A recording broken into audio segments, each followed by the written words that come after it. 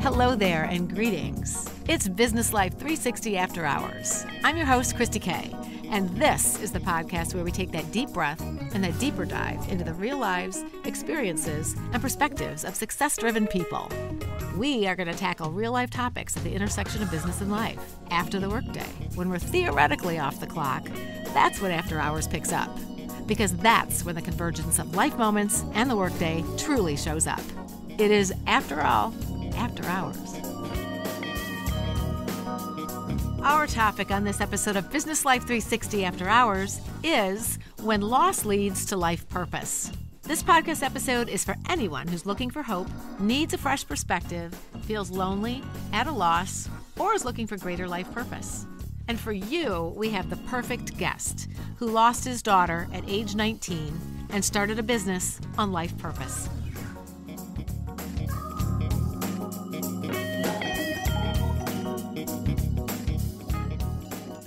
So life surprises us, and it moves us, and it shows up in big ways when we're on cruise control. It presents unexpected turns that, if we're looking, will transform us. Our guest is someone who has changed thousands of lives for the better. He's given me a fresh perspective, and he's made me think differently about my life path. And he makes people feel better, having met him. It's Dr. Vic Strecher. He's the founder and chief purpose officer of Kumanu, a company that helps build stronger, healthier lives and communities. He's a professor at the University of Michigan, and he's an author. And if there's one person who knows about our topic, which is building a life purpose after loss, it is he. Dr. Vic Strecher, welcome to Business Life 360 After Hours. Hey, thank you. I'm really looking forward to this conversation, Kristi. It is so fun to have you here, and you have been just such an inspiration to so many people, and you've propelled so many other people to find purpose in their lives. And I know this movement you've started, it's kind of like a lifestyle, it's a game-changing way to make humans live better. Wow, that's very powerful. Thank you. So in our lives, there's often one event or a moment or something that happens that gives us a before and a during and an after. And everything that happens thereafter is kind of like centered around that event. So tell us about your life and what that particular event was for you. The event was not a happy one. It was the loss of our daughter, Julia, who at the time was 19 years old. This is 10 years ago.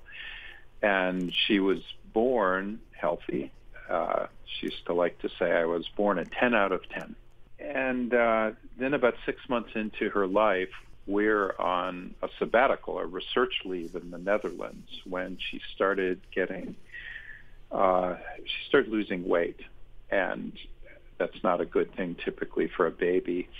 And it turns out that she had caught a virus, a standard chickenpox virus, really.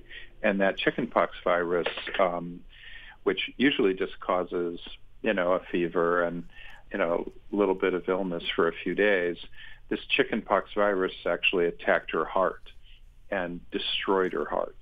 And the muscle was totally ruined. And I remember the doctor in the Netherlands turning to us and he said, she doesn't have more than 3 months to live.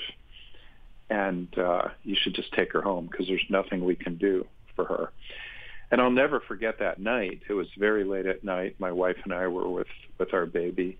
And taking her out of the hospital when she wasn't fixed was a weird thing, knowing how sick she was. And I remember asking the doctor at the time, is there anything we can do? Anything. Through my tears, I was just saying, do heart transplants work for kids like that? And he said, no, we don't do those here, and it wouldn't help her. You should just go home, go back to the United States, and let her die in peace. We hopped on a plane and went back to the U.S., and we put her in a hospital right away, of course. And after about a week, they took a look, they did a lot of tests, and they said, actually she might be eligible for a heart transplant. There have not been any done. And they said, but we have a new heart transplant surgeon from Stanford, and he's been hoping to do a transplant, and she might be eligible for that. There was another child waiting for a heart, and she died before a heart came. And even after she gets a new heart, her chance of living to the age of 5, that's 50% as well. But if you put yourself in our place and you have this child and she's dying and her only hope is to get a heart transplant, we decided, like I think most people might think in the way we did, yeah, let's do this. Mm-hmm. So we listed her, and she became the first child in the southeastern part of the United States to get a new heart. And when that happened, we knew that she may not live, a normal life span. So we started living every day of her life as if it might be her last day. And one thing that we realized was that we could live our lives that way as well. Why not? I mean, why not live our lives as if every day might be the last, that we might be hit by a truck or whatever? We don't know. Mm-hmm. No one knows how long you're going to live. And in a way, what we found was this death hanging over us, this potential death, was life's change agent. It was a way to start thinking about our lives in a new way. Mm-hmm. And it was ever present, of course, in your daily lives. And Absolutely. What about siblings for Julia? Did she have siblings? Well, she has an older sibling, an older sister, Rachel. And, what happens very often when you have siblings of a very sick or chronically ill child, they often get lost in the shuffle. And that's a really hard thing to avoid because Julia was often sick. She'd often have to go to the hospital. She might get an infection. And ultimately, when she was 9 years old, she needed a new heart. Because one thing we found is that hearts have shelf lives. A lot of these hearts kind of give out after a while. The drugs actually cause that, and her immune suppression can cause that. So she ended up going through a really precarious time where she, once again, almost died. Came very close to death. And Rachel had to live through all this, which is really difficult. Mm-hmm. I will say now, Rachel is an awesome 35-year-old with 2 amazing children, one, the oldest daughter named Madeline Julia, and our daughter, Rachel, is the vice president for storytelling at the National Geographic. And I think she's developed that neat life through this experience she had with her sister, her younger sister. Yes, indeed. And I know, they say, Vic, that people come into your life for a reason, a season, or a lifetime. And I feel like with both of your daughters, you've had that experience where they've each taught you so much and they've taken away so much from this experience with Julia. And tell us more, too, about that. Julia was an amazing girl, and she just was. Other people would say that, too. I know I'm biased, but she really was an impressive person. She had such a deep soul. And after she had her second heart transplant and came very near death, she decided at a really early age that she wanted to be a nurse. She wanted to give back. And so her purpose was to give back by being a nurse. She wrote that in her letter, which I didn't even know, in her letter applying to the nursing school at the University of Michigan, and she got in. She her freshman year, she was working really hard, but at the same time really struggling with her health. And we took her to the Caribbean on spring break just to warm up.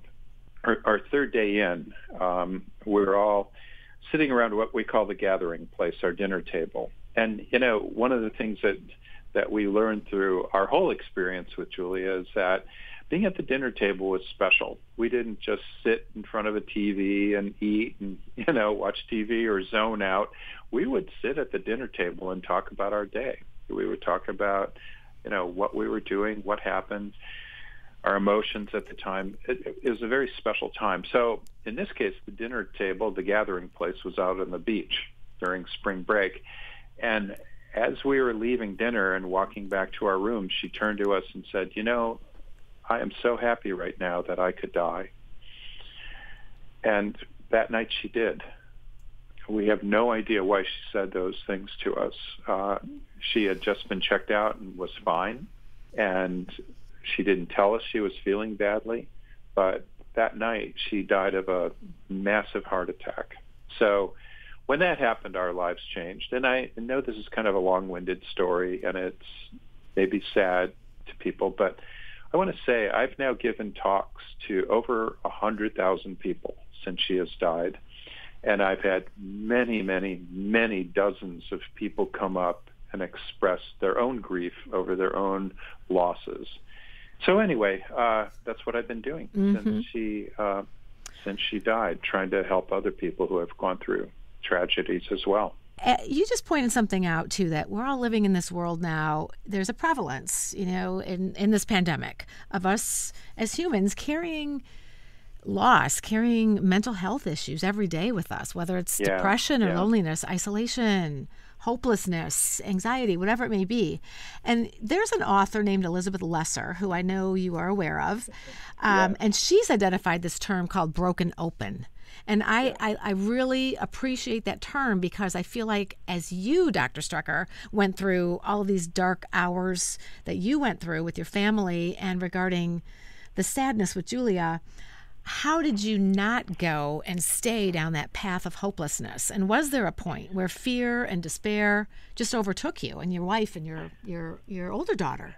Kristi, I'm so glad you brought up Elizabeth Lesser's book. I would so recommend this book. This book was sent to me about a month after Julia died, and I was really, really struggling at the time. And this book was about loss. And it could be loss of a job, it could be loss of a marriage, it could be loss of a loved one.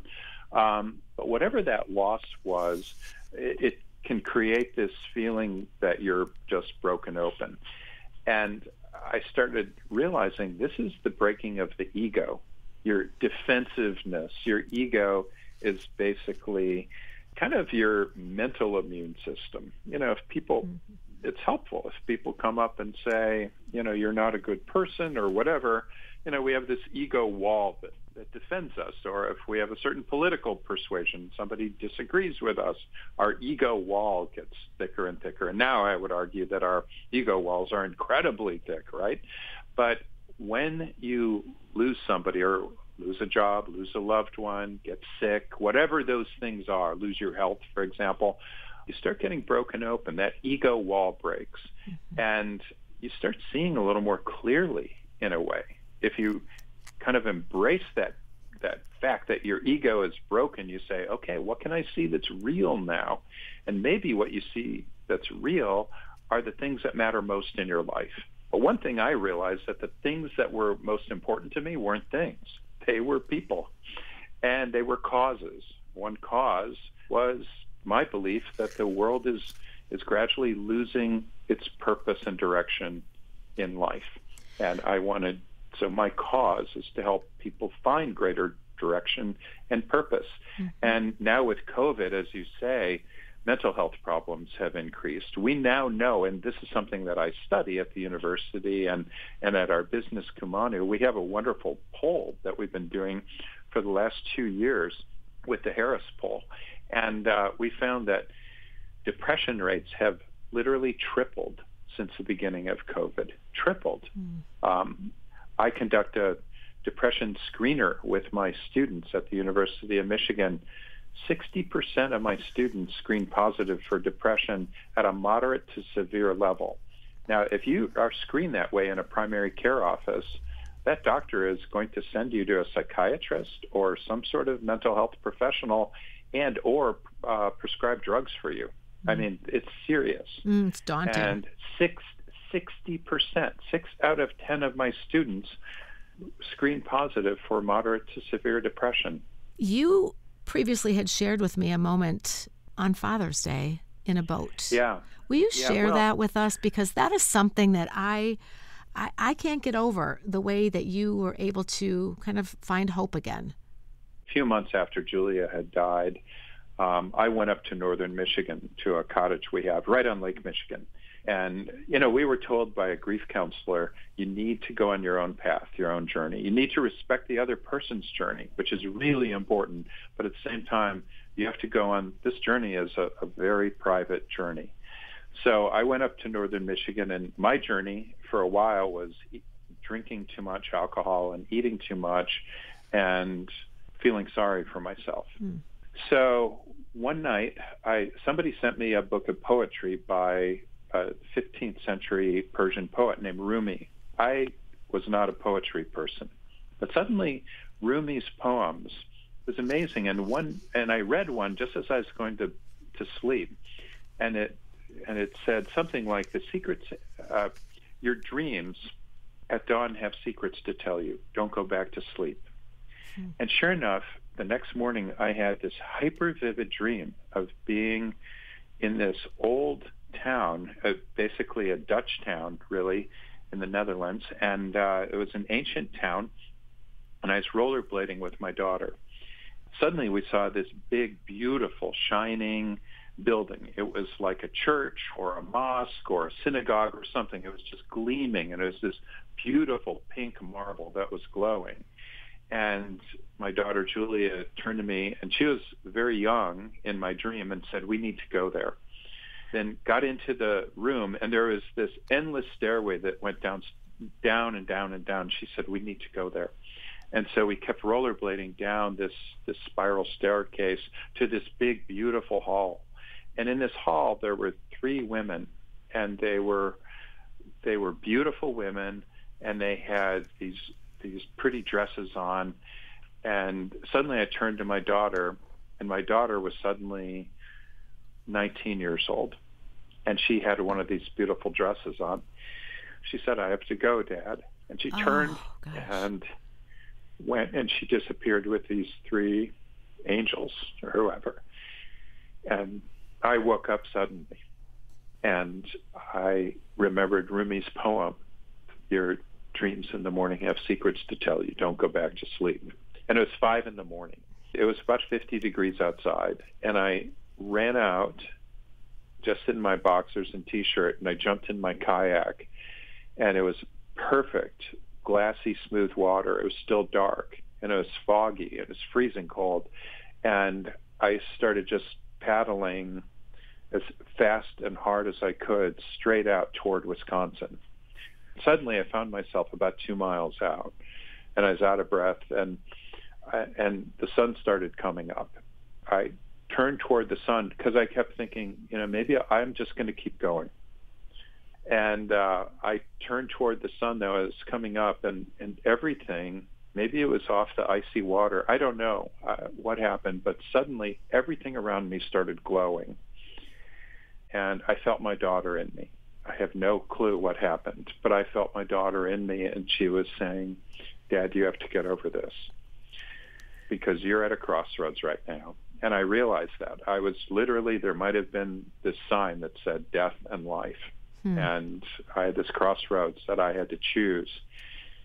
At that moment, in this perfectly smooth water, way, way out, I could barely see the shore, I decided to turn back, and then I settled down at the kitchen table, and I started looking down on myself, and it was still super early in the morning, and I said, Vic, you're in trouble. I was looking down on myself as if I had to be a therapist of myself, and that turned out to be really important. And so I pulled out a piece of paper, and with a pen, I just wrote down the things that mattered most to me. I just started that way. I had no idea why. I just started writing down the things that mattered most. And I wrote down my family. I wrote down my students. I started writing down a bunch of things, my science, my research. But then I decided to set a goal around those things. So in terms of my students, for example, the university had said, you don't have to teach this semester. You don't have to teach next semester. Yeah. Really, we're giving you as much time as you need. But I decided I'm going to teach every one of my students now as if they're Julia, as if they're my own daughter. And as soon as I could that morning, I called the university and said, I know you've given me time off now, but with all respect and all gratitude, that's the worst advice that I could get. What I need to do is go back and teach. And I'm going to teach these students in a new way. in a way I've never done before. I love that. I love that that was Thanks. that morning. I'm telling you, that morning and that day was pivotal. You want to talk about, my goodness. Changed my whole life. From the It dream. did. Thank you for sharing that dream. Oh my goodness, that sharing the dream and the kayak journey and the moment in time where I think really that was your moment. That was the moment that your purpose seed was totally planted. It was your game-changing moment for the rest of your life, I feel like, in so many respects, in terms of really taking that feeling of loss and despair and saying, okay, this I can no longer be passive. I need to really move. And how were you able to really change that loss into purpose and into meaning? Well, for me personally, I hit that low and I started feeling like, wow, I just chose to live. And the act of choosing to live, that autonomous act that I felt, I have agency. We call it in psychology human agency. I have choice now, and I have chosen to live. Now I am playing with house money. Now I am no longer, playing with my own money. I'm not worried anymore. I am basically, this is all gravy. This is now dessert. That's the rest of my life. Yep. That is so pivotal in so many ways. Important. Yes. Yeah. And your purpose from there really, I will use the word, exploded. From there, I feel like it's sort of like that tiny, tiny snowball rolling down the mountain. Obviously, it just became huge. And I know that you've had the start of Kumanu and breakthroughs. Yeah, well, I did a lot of things. Yes. I created Kumanu, which is Maori for Nourish and Cherish, and that's a company that has built an application called Purposeful that's designed to help people find greater purpose and meaning, to live more intentionally, to live more with agency. So I use it every that's day. one thing. I use it every day. Oh, that's so nice. It's fabulous. Yeah, and I've written a few books. One is called On Purpose. One is called Life on Purpose. And that's changed people as well. I just had a wonderful message from a woman who's the CEO and founder of Indigo, which is the largest book company in Canada. And she said, I just finished reading Life on Purpose. It's extraordinary. And we want you to reprint the book, and we're going to sell it and promote it at all of our bookstores throughout Canada. And it's that feels very good to have done that.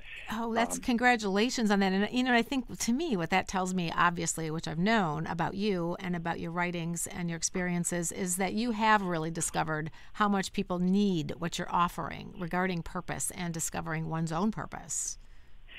Whether I offer it or somebody else, a person who's offered this to many, many multiples more than I have is Viktor Frankl, who had gone through 3 concentration camps during World War II, and he discovered that prisoners in those concentration camps who weren't murdered outright, who had a transcending purpose, who still had a direction in their lives, could literally grow from the experience, the horrible experiences that people had in these concentration camps. And he wrote a number of amazing books, but one in particular, Man's Search for Meaning, has reached millions of people and helped millions of people in their lives. If I can help a fraction of that number of people, I'll be very grateful and happy and feel like I've lived a good life. So, I'm not sure what's more important than that. I think you've reached it. I think I agree. I think what you just said, you've arrived at that. One of my questions is going to be, have you arrived? And I think you just answered that, because you've arrived in terms of that. You've hit that sweet spot of really finding your purpose. We all want to make some difference, I think, deep down. Maybe some people may go, well, I don't want to. That's fine. But I kind of doubt that. I think it's a human drive to want to make a difference, because I think it's actually evolutionary. It's funny we're talking about this because you're a scientist and you've had so much, I'll call it spiritual intervention in this journey of yours. Strange, I must say. Right? Yeah. And how do you explain that? Right. How do you explain this? And how does purpose find each of us? Or do we, you kind of just, did you go looking for purpose, or did it just find you? I don't know. I am a scientist, so I like to think that these things tend to happen by chance. but I may be wrong. Sometimes I wonder. A good friend of mine recently told me, Vic, you've lived the worst life and the best life of anybody I know. And I just think, wow, it's almost like I'm living in a simulation, and maybe we all are. Who knows? I have no idea. Yeah, I'm pretty agnostic about that. Right. Well, I think this is true. Some of our listeners now, they may be going through a great loss as you did. Yeah. A death of a loved one, a divorce, a job loss, so many iterations, so many scenarios here that we could define. Yeah. And, by default, that kind of tosses each of us who are going through that maybe into this search for more and for purpose or something greater than what's in our worlds right now. Or maybe it's, some people are transitioning right now and trying to find fulfillment at work or in a relationship, or they're relocating and, pausing for some kind of a future change, but they don't know what it's like because they don't have that clarity. If these listeners of ours or any of us are feeling empty or non-purposeful, and if we're not really compelled to draw or, to draw on a life that's really calling us to purpose, then how on earth do we begin to plant seeds, or where do we begin to really move in the direction of purpose? I like to start by literally what I did when I came back from on my little kayak tour on Lake Michigan, which is sit down and with a piece of paper, write by hand the things that matter most to you. And as you are writing them down, you might look back on them and ask, can I set a goal around some of those things? We all know that setting a goal, it might be as little as a checklist. This weekend, as we go into a weekend, we might create a checklist, or we might during a weekday create a checklist of things we need to do. We know we're more likely to do something if we have a checklist. We might, if we're kids, set a goal of swimming underwater and touching the other side of the swimming pool. We know that we'll swim underwater farther if that's our goal, even if we don't hit it. By the way, purposes are aspirational. You don't necessarily have to reach your goal, but it motivates you. And so setting goals, though, around things that matter most in our lives becomes a purpose.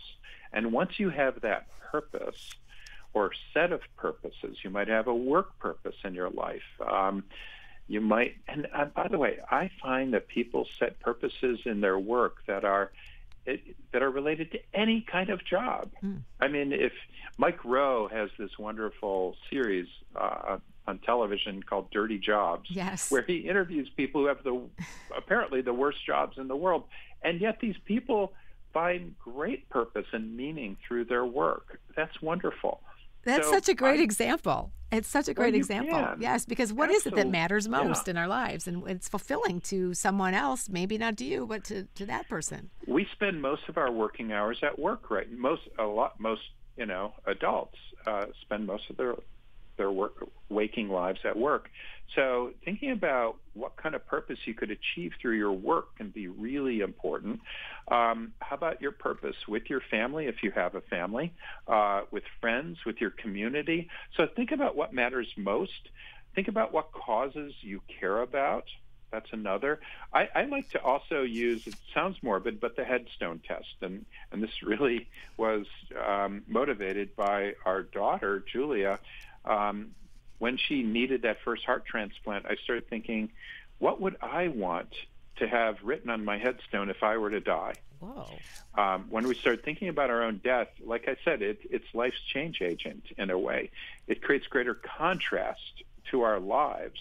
So we start thinking, wow, what would I want my legacy to be like?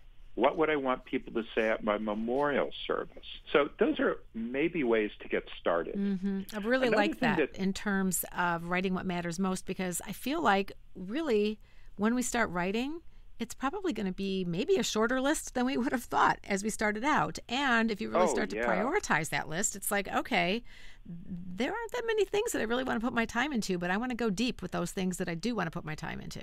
Well, there are also things that you realize, wow, why am I spending so much time on social media or hearing what Kim Kardashian is wearing, or whatever it is. I'm just picking on her. She's maybe a very nice person.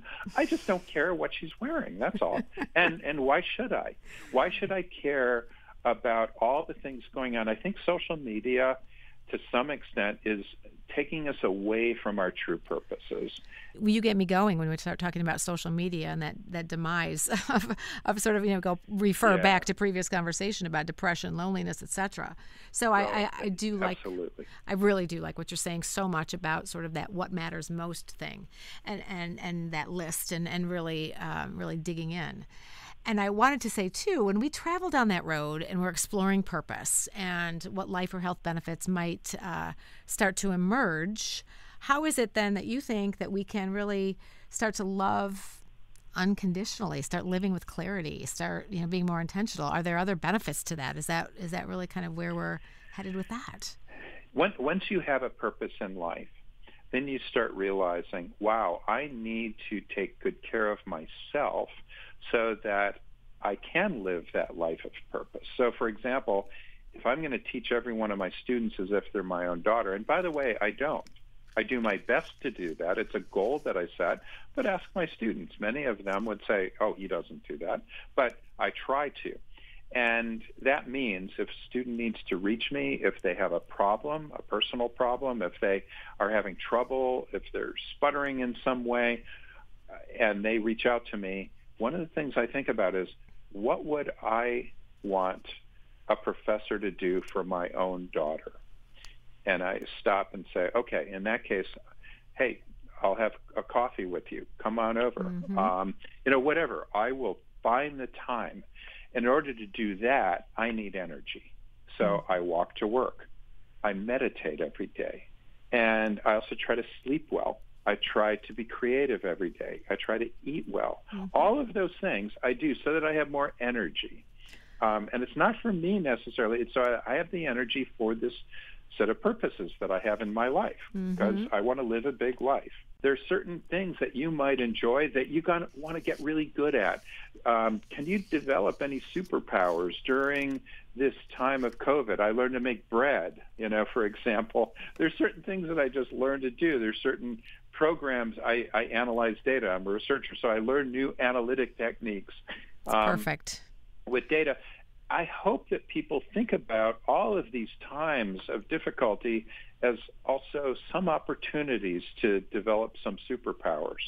That's ideal. I love that. And I wanted you to give our listeners a takeaway nugget on when unexpected loss leads to life purpose. What is one thing they can take with them to say, okay, this is what I need to be thinking about, or this is kind of a perspective from Dr. Vic Strecher?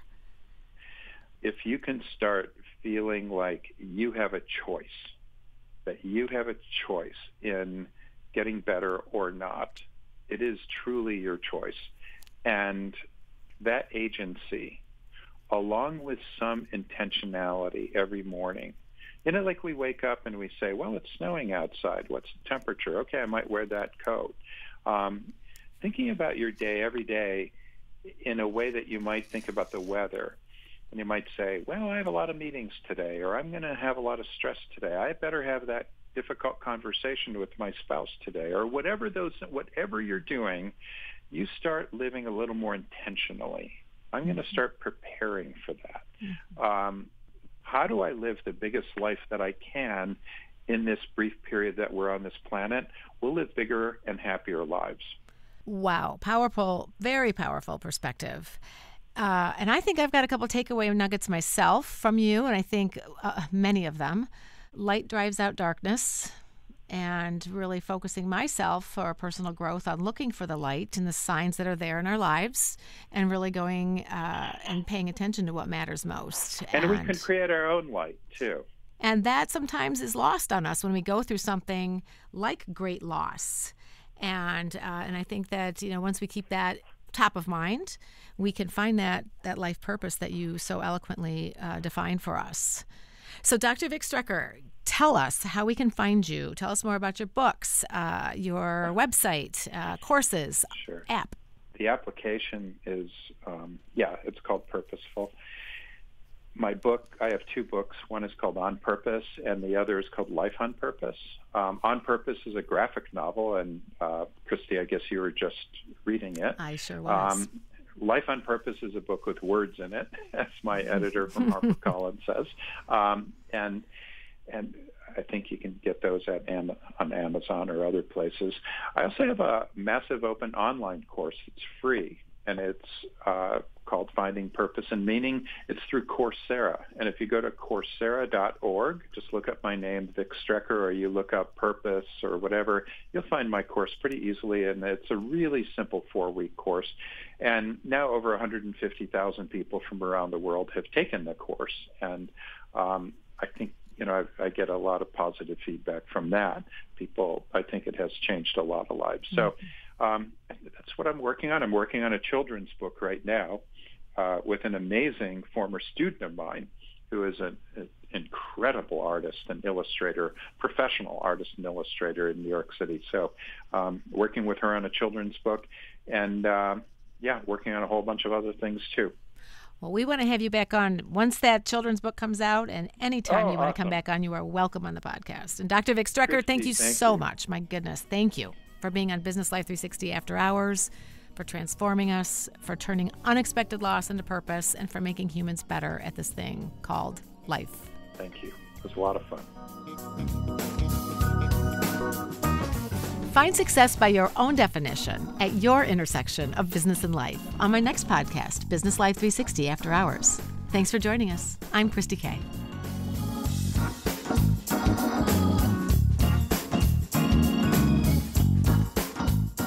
Business Life 360 After Hours is hosted and produced by Kristi Kay.